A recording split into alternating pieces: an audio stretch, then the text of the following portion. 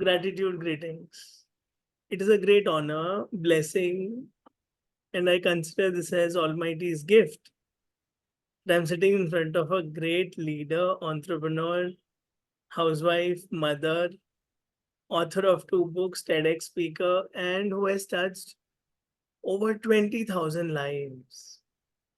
With her entrepreneurial experience, she has touched, shared so many inspiring stories in so many big, great colleges of the country. She's an inspiration to every lady, every woman, and even men. Because I was excited to learn from her, and that's why this interview. Welcome, Ritu Singhal, ma'am. Thank you Sunny ji and I love Sunny smiling. तो मुझे लगता है it would be reminding you every time कि I have to only smile. I can not do anything else. That's wonderful, really. I'm very, I'm very lucky, fortunate, and the chosen one to sit in front of you today. So please tell us, you have wealth of experience. You look young. What is the secret? secret is to genuinely staying happy from within and not carrying too much load on your head. जैसे मैं सनी जी आपका बहुत देखती हूँ कि आप हर चीज में गॉड का बहुत शुक्रिया करते हैं और आप हर चीज एज अ ब्लेसिंग लेते हैं, एज अ ग्रेटिट्यूड लेते हैं. तो मुझे लगता है कि अगर ये हम सब जेन्युइनली लेना शुरू कर दे तो कोई हमारे पे स्ट्रेस नहीं आएगा, हम हेल्दी रहेंगे. जिस वजह से ये रिंकल आते हैं या ब्लड प्रेशर बढ़ता है या शुगर बढ़ता है, वो किस लिए बढ़ता है कि हमें बहुत स्ट्रेस होता है. हमें लगता है अरे ये कैसे होगा, वो कैसे होगा. तो कहीं ना कहीं हम ऊपर वाले के एग्जिस्टेंस भूल गए हैं. तो हमें लगता नहीं मैं मेरा बोझा मैं ही उठा लूं बस, और पता नहीं कोई और उठाएगा कि नहीं. तो हमें जब फेथ ही नहीं है तो फिर उस बोझ के साथ तो हमारी एज कुछ और ही दिखेगी जो एक्चुअली में है उससे ज्यादा. यानी मुझे आपसे क्लासेस लेनी चाहिए. So this is one. Now ji. moving ahead, you just shared before this interview that there were ups and downs in life. There were challenges. So today we are going through more challenges with technology, the joint family becoming a smaller family, nuclear family to no family, to 11 children, to 2 children, to no children, to live ins, and some stress because of social media, quick comparisons. We see the nice highlights. So, amidst all the ups and downs or business losses, how do you stay calm, grateful, happy from within? Sunny जी मुझे ऐसे लगता है कि जो हमारा life में driving engine है ना, दैट इज माइंड. तो no matter what is happening outside और what is important, what is happening inside in my mind. Like मैंने थोड़ा सा आपको बताया था लेकिन डिटेल में थोड़ा मैं और ऐड करना चाहूंगी कि जैसे सेम सर्कमस्टांसिस में 2007 में मेरे हस्बैंड ने सुसाइड कमिट किया. वो बुलेट प्रूफ कार उन्होंने खरीदी थी अपने आप को प्रोटेक्ट करने के लिए लोगों से. उन्होंने पिस्टल खरीदी थी अपने आप को प्रोटेक्ट करने के लिए लोगों से. पर उसी पिस्टल से उसी गाड़ी में बैठ के अपने आप को शूट कर लिया. तो आप समझें, जो मैं बहुत इंपॉर्टेंट और बहुत डीप पॉइंट बताना चाह रही हूँ कि ultimately it's all about mind.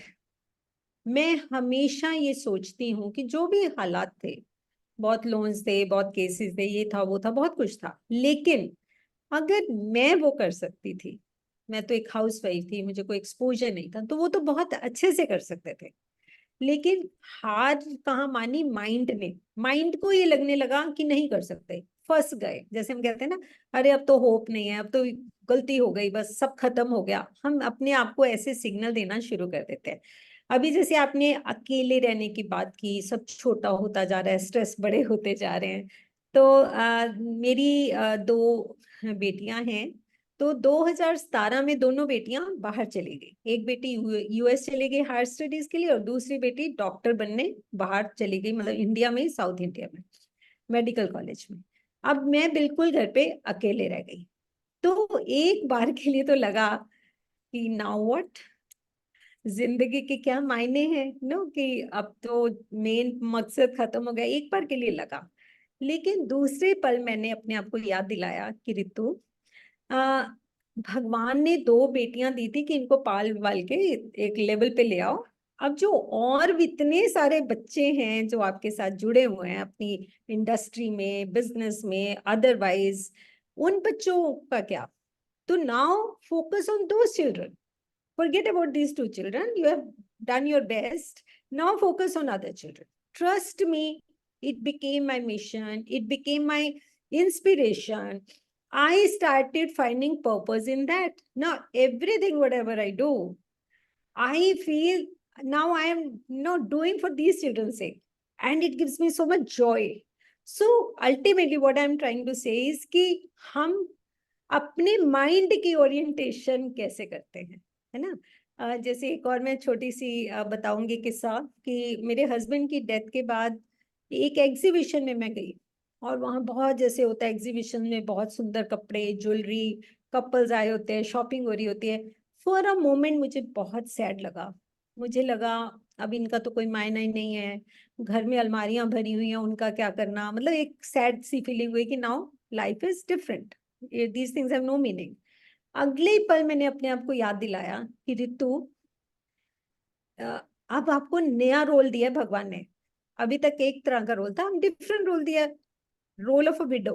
Now play it well. मैंने अपने आप को एग्जैक्टली यही बोला कि Ritu, this is new role, now play it well, joyfully इसको प्ले कर। और आप मानेंगे within fraction of second मेरी वो जो सैडनेस थी, जो मैं एक डूबने लगी थी उस थॉट में, वो मैं वापस आ गई, और मैंने जैसे डिसाइड किया कि हाँ, अब इस रोल को हम ऐसे प्ले करेंगे, ऊपर वाले ने अभी इसके लिए चूज किया है, वो चाहता है कि मैं ये रोल भी अच्छे से करूं, है ना? जैसे माँ सीता का है, माँ सीता को एक रोल दिया कि रावण उठा के लेके जाएगा, फिर ऐसा होगा, फिर हनुमान जी आएंगे, फिर ये जंग होगी, ये होगा। तो हर एक के रोल बने हुए हैं, तो उस रोल को अच्छे से निभाओ जो भी है, तो उसको क्वेश्चन क्या करते रहना। तो ये जब माइंड की थोड़ी सी भी ओरिएंटेशन हम पॉजिटिवली करते हैं, तो मुझे लगता है कि जो प्रॉब्लम्स हैं, जो इतना हम लेके चलते हैं, उसका पर्सपेक्टिव बदल जाता है। इम्यूनिटी हाई हो तो इन्फेक्शंस नहीं होती।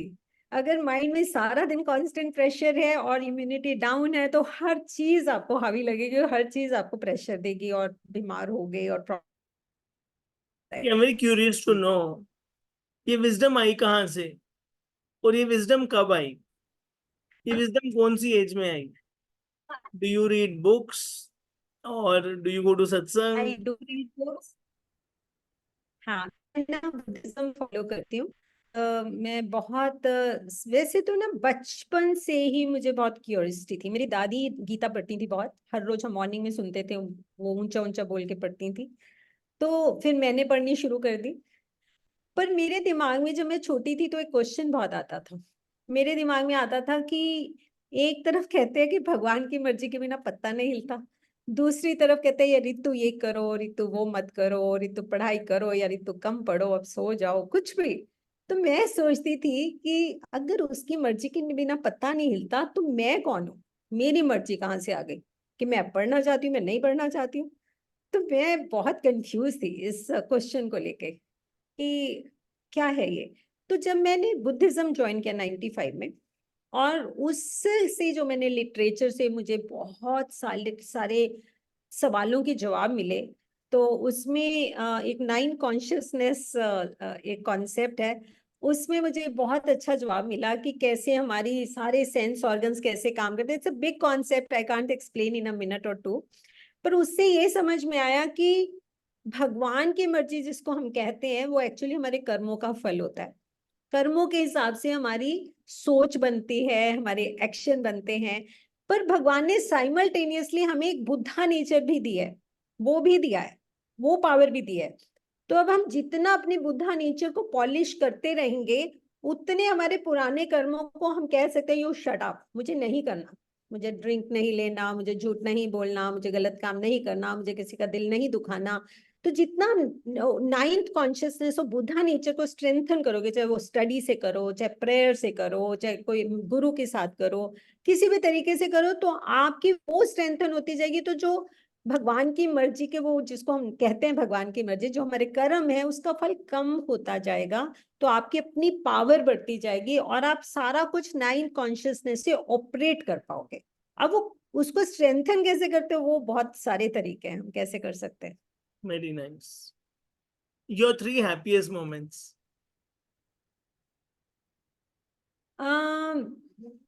First, when I encountered my mentor, when I understood that what a fortune of having a mentor in life and whom I can see as a role model and who actually encouraged me at every moment, जो भी मैं आज तक कर पाई उनकी life को देख देख के कर पाई। तो इस तरह का मेंटर जिन्होंने मुझे जी के सिखाया, ना कि सिर्फ शब्दों में।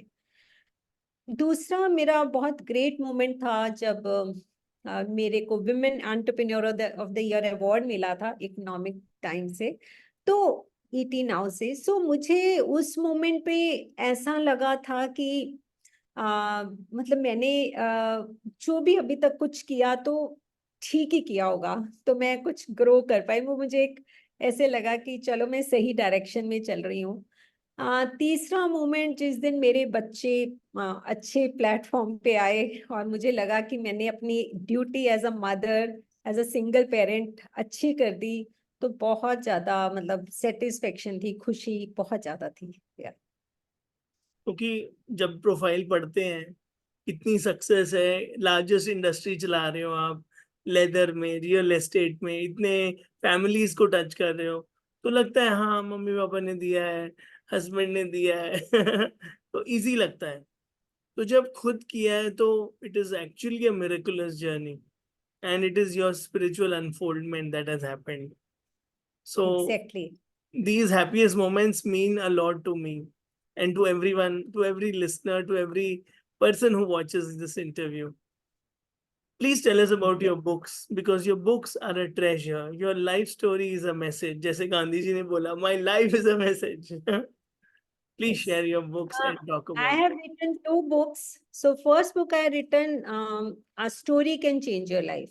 So basically I'm a storyteller and so many stories in my life which made actually an impact. जिसको सोच सोच के मैं आगे चलती रही। अगर आप मेरा YouTube चैनल भी देखेंगे तो मैंने शॉर्ट 4-5 मिनट्स की बहुत सारी ऐसी वीडियोस बना रखी हैं जो स्टोरी बेस्ड है। अगर आपको कोई भी कॉन्सेप्ट समझाना है तो वो स्टोरीज है उसके पीछे, और बड़ी इंटरेस्टिंग स्टोरीज हैं कि आपको वो अच्छे से समझ आ जाता है। फॉर एग्जाम्पल मेरे पास बहुत सारे लोग आते हैं, वो कहेंगे कि जी वो क्रिटिसाइज कर रहा है, वो क्रिटिसाइज कर रहा है, या है ना, तो हम क्या करें। परसों भी कोई आया तो उसने मुझे ऐसा ही बोला, तो मैंने उनको बोला कि अगर आपको वो लगता है सही क्रिटिसाइज कर रहे हैं, तो अगर कहते हैं 99 टाइम्स वो मान लो आप सही हो, 1% भी गलत हो तो 1% ग्रो कर लो, अच्छी बात है ना, आपको हेल्प कर रहा है ग्रो करने में। और अगर आपको लगता है मान लो बिना किसी मतलब के आप पे सिर्फ आपसे जलते हैं या इसलिए बोलते हैं, आपको लगता है कोई स्कोप है ही नहीं इम्प्रूव करने का, तो अब छोड़ दो ना। ऐसे कोई घर के बाहर गार्बेज फेंकता है तो क्या आप उठा के घर में ले आते हैं? नहीं लाते हैं, तो अब दिल में क्यों लेके आ रहे हैं? Let it be. Then I told them एक फ्रॉक का स्टोरी जो मैंने बहुत फॉलो किया। जैसे मुझे भी सब कहते थे कि अरे तू कैसे करेगी, वो नहीं कर पाया, ऐसे वैसे।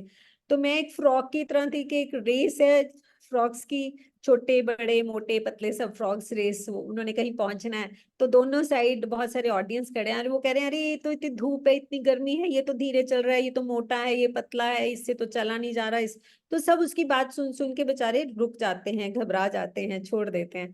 लेकिन एक नन्हा सा फ्रॉक रेस जीत जाता है, क्योंकि वो डेफ एंड डम्ब होता है, क्योंकि उसने किसी की बात ही नहीं सुनी। तो मैं हमेशा हर एक को बोलती हूँ कि मैं डेफ एंड डम्ब फ्रॉग हूँ, मुझे किसी की कोई बात समझ में नहीं आती है, मुझे अपनी रेस अपने आप के साथ जीतनी है, मुझे पता है मेरी मंजिल वो है, मैं उधर चल रही हूँ और चलते जा रही हूँ, तो मुझे कोई मतलब नहीं है कौन मेरे बारे में क्या सोच रहा है या बोल रहा है।